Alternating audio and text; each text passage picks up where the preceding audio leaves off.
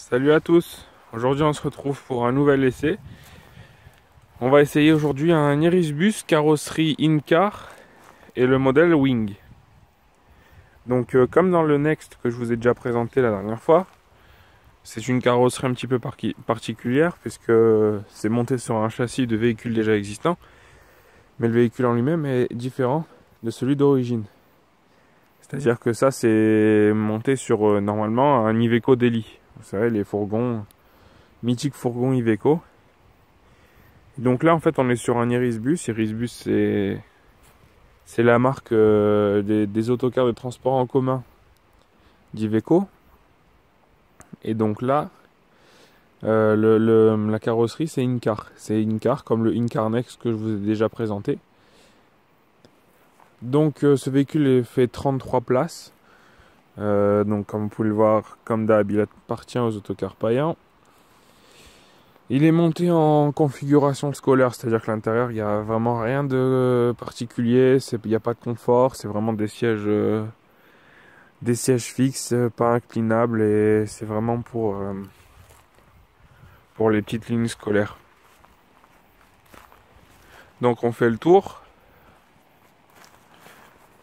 C'est un véhicule qui fait 8,50 m de long, donc c'est à peu près le même gabarit que le in-car Next que je vous avais déjà présenté. Voilà, donc voici l'arrière. Donc comme vous pouvez le voir, il n'y a pas de soute. Autant que d'habitude, on peut trouver des soutes à l'arrière, un grand coffre. Là, il n'y a rien du tout. C'est vraiment léger comme configuration, je dirais. Alors là, je vois qu'il y a une petite soute. Je ne l'ai pas encore ouvert, je vais découvrir avec vous à quoi elle correspond. Ouais, je pense que voilà, c'est un petit peu... Il y a un peu de rangement. Alors si elle veut bien monter... Ah ouais, d'accord. Bon, bah en fait, là, c'est là où il y a la roue de secours. Ouais, c'est la petite soute de mécanique. Voilà, là, la trappe à gasoil, comme d'hab. Ah ouais, assez loin aussi, je trouve. Assez loin aussi pour remplir, c'est pas forcément pratique. Alors sur celui-ci, je vais pouvoir vous montrer le moteur puisque c'est en avant, c'est l'avant parfaitement exact du fourgon, hein, à part la hauteur. Sinon le nez, tout est pareil. Vous verrez le tableau de bord, c'est pareil qu'un Iveco Daily. Vous voyez in-car, Irisbus. Alors, le moteur, donc 3 litres 16V Iveco. Voilà, bon bah c'est un moteur. Je vois qu'il y a des prises là. Tiens, c'est bizarre. C'est la première fois que je le prends ce véhicule, alors je le connais pas parfaitement.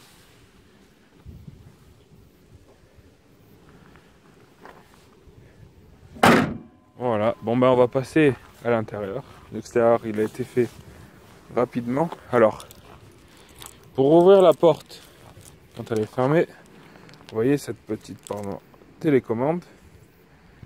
Donc il faut appuyer sur un des deux boutons. Voilà. Le gros pour ouvrir, le petit... Le gros pour fermer, le petit pour ouvrir, tout simplement. Donc là, que ce soit conducteur ou passager, tout le monde monte par ce côté-là. Donc on va direct regarder ce qui se passe au niveau du passager. Donc voici le tableau de bord.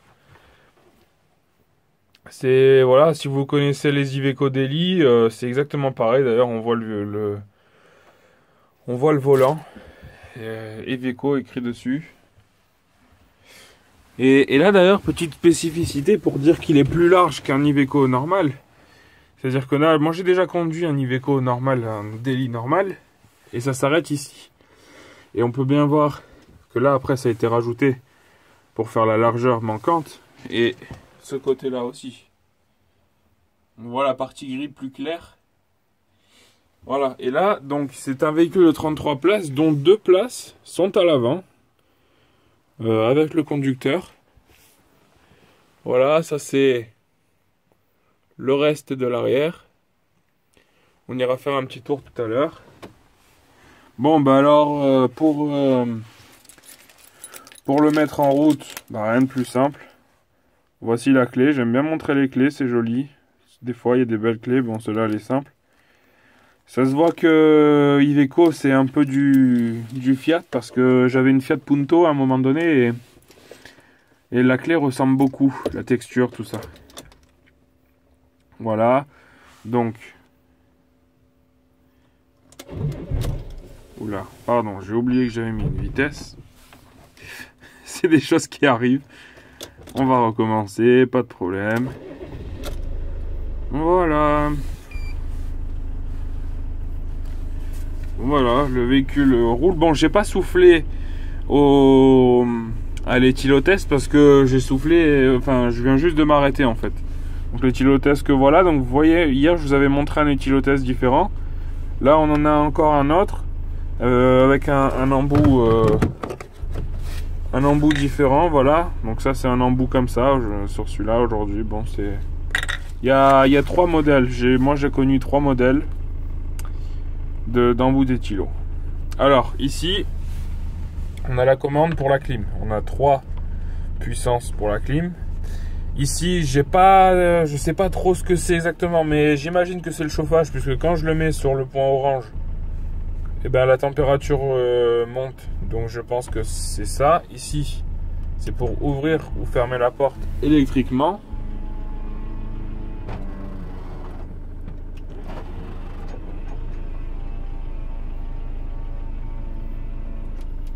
Voilà, une porte classique.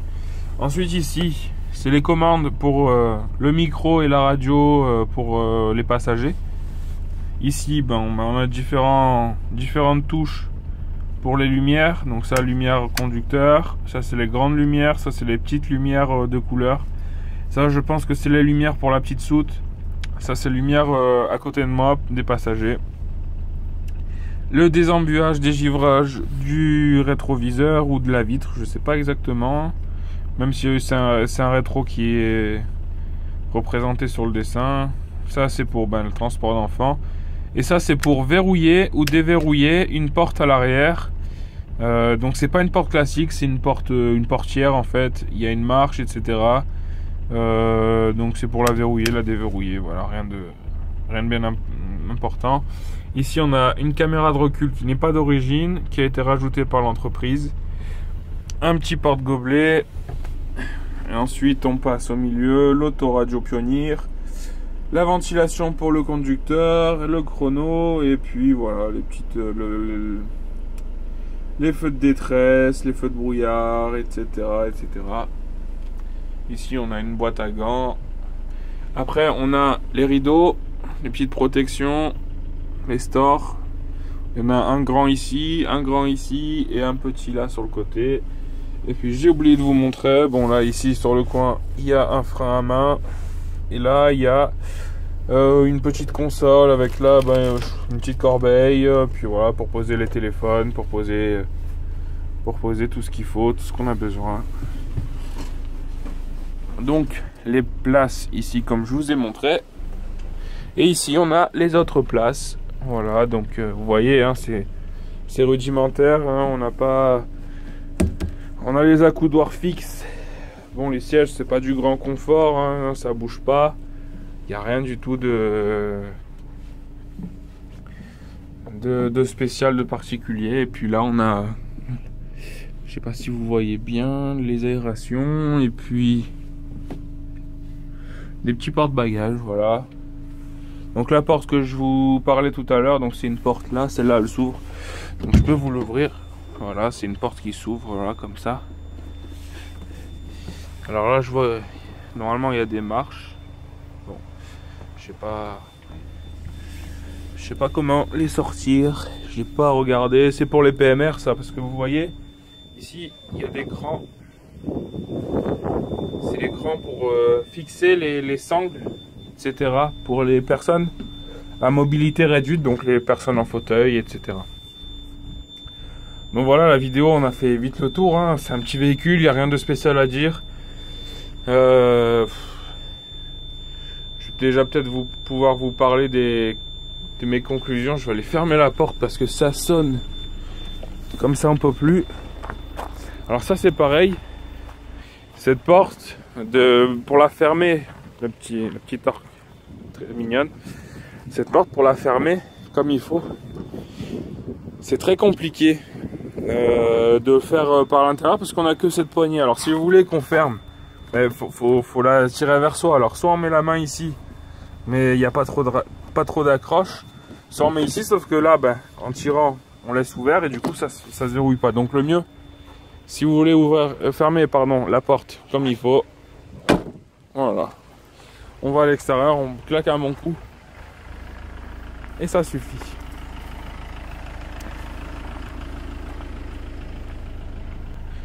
Donc mes conclusions pour ce véhicule. Alors, c'est la première fois que je conduis un Wing. Dans mon entreprise, ça fait très longtemps qu'ils ont ce genre de modèle là. J'ai toujours été curieux de savoir comment ça se conduit. J'étais un peu surpris au début parce que c'est très bizarre en fait. La position, le fauteuil, on peut pas le régler comme on aimerait bien. Donc au début, c'est un petit peu bizarre. Le fait aussi, le pare-brise, il remonte vachement. Je sais pas si vous voyez, il remonte jusqu'en haut du siège conducteur. Donc on a vraiment l'impression d'être dans une bulle. Alors au début, c'est déstabilisant, mais en fait, c'est super parce que ça apporte beaucoup de luminosité et puis on a une très très bonne visibilité, quoi. Donc ça, c'est vraiment top. Celui-là, j'ai l'impression que l'embrayage, il est pas au top. Mais à part ça, j'aime beaucoup le conduire. J'aime beaucoup le conduire parce que c'est un petit peu plus long qu'un Iveco, ou un Irisbus Daily Line ou Tourisme ou voilà classique qu'on peut trouver dans les transports en commun. C'est un petit peu plus long, mais ça se conduit exactement pareil. C'est-à-dire que c'est la même taille que le Next que j'ai conduit la dernière fois, sauf que il est plus simple. Je le trouve plus simple. Ça enroule bien, ça suit bien dans les trajectoires, dans les braquages, etc. Bon alors encore une fois, celui-là est un petit peu ancien, mais j'aime bien. C'est agréable à conduire, c'est sympa et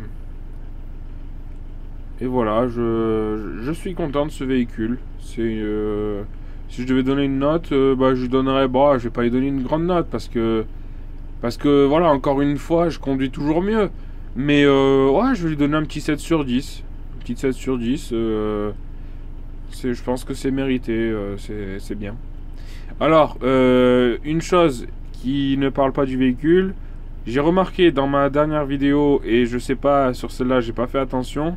Je vous dis souvent, c'est assez sympa. Le mot sympa, il revient souvent dans mes vidéos. C'est vrai que c'est assez agaçant. Je suis le genre de personne qui s'agace facilement des gens qui répètent toujours le même mot par tic. Donc, et moi-même, je dis toujours ce mot sympa. Donc, excusez-moi si je vous énerve avec ce mot. Je le fais pas exprès. Ça vient tout seul. Bon, je préfère dire sympa que un truc du genre putain ou merde ou tout le temps. Bon, voilà, c'est mieux de dire sympa. Bon, j'espère que mes vidéos vous plaisent. Il y en a encore plein qui vont arriver, je pense. Voilà, je pense que on a fait le tour de ce qu'il y avait à dire pour aujourd'hui. Voilà, bon à la prochaine, ciao.